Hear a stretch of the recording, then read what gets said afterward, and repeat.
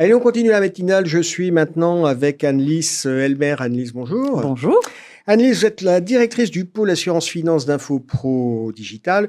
Vous êtes surtout la patronne de Patrimonia qui va bientôt s'ouvrir à Lyon, 29e édition. Tout à fait, les 29 et 30 septembre au Centre des Congrès de Lyon. C'est quoi les grands sujets d'actualité qui vont traverser Patrimonia cette année? Alors, on s'est attaché avec le comité d'experts de pouvoir effectivement rejoindre l'actualité. Elle n'est pas effectivement très heureuse en ce moment, malheureusement. C'est compliqué, hein? C'est compliqué, mais l'idée, c'est de pouvoir protéger plus que jamais et valoriser le patrimoine des Français. Du coup, on va notamment, à travers la première conférence plénière qui aura lieu donc le jeudi 29 à 9h30, s'attacher à voir comment répondre à ces réveils de menaces du passé, donc avec la guerre en Europe. Des choses qu'on pensait inimaginables. Tout à fait. La pénurie des matières premières, voilà. Donc là, vous étiez des taux d'intérêt. On était en plein dedans ce matin, avec des nouvelles annonces d'ailleurs. Et puis, on est peut-être effectivement à l'aube d'un nouveau cycle économique. Donc, c'est vraiment comment aider les CGP et du coup forcément les Français à se préparer à ce nouveau cycle.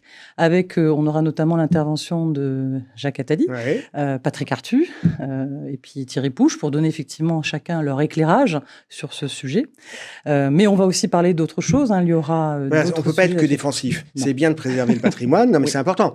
Mais il y a un moment, il faut aussi être proactif. Complètement. Et dans les sujets un peu novateurs, on va parler d'immobilier et d'ISR, avec notamment Michel Papalardo, qui est donc la présidente du label ISR, Henri Buzicazo, que je ne présente plus.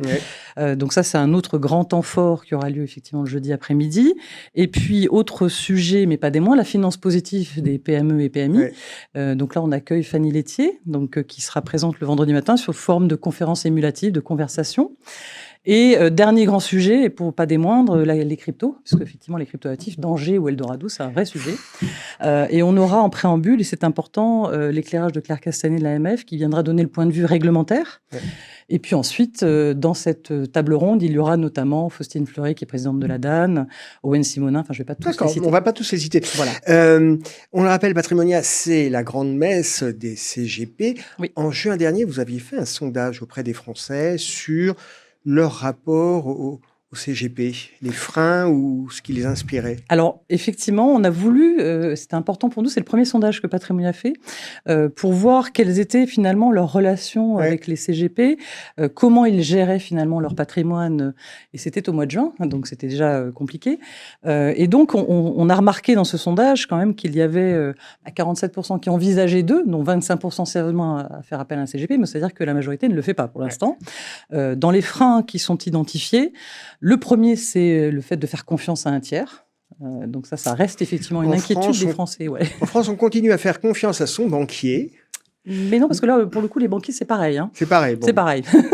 on a posé les questions. Donc, ce sont les mêmes réponses et les mêmes freins. D'accord.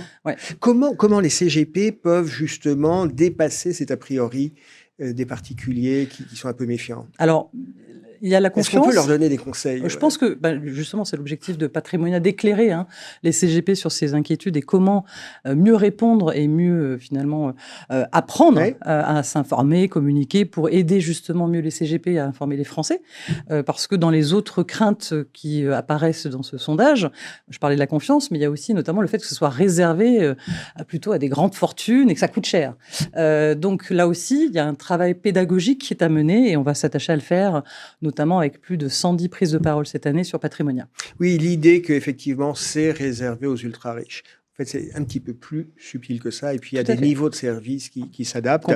Une autre actualité, je crois, sur Patrimonia, c'est que vous lancez cette année des trophées. Oui, ça va être la première. Première édition, aussi bien pour récompenser des exposants, des fournisseurs, entre guillemets, mais aussi des CGP. Tout à fait. On est très fiers de lancer nos premiers trophées Patrimonia, dont la remise des prix aura lieu le vendredi à 14h dans l'auditorium. Et donc, on récompense 2 catégories au niveau des CGP. Une catégorie qui est donc le CGP le plus innovant.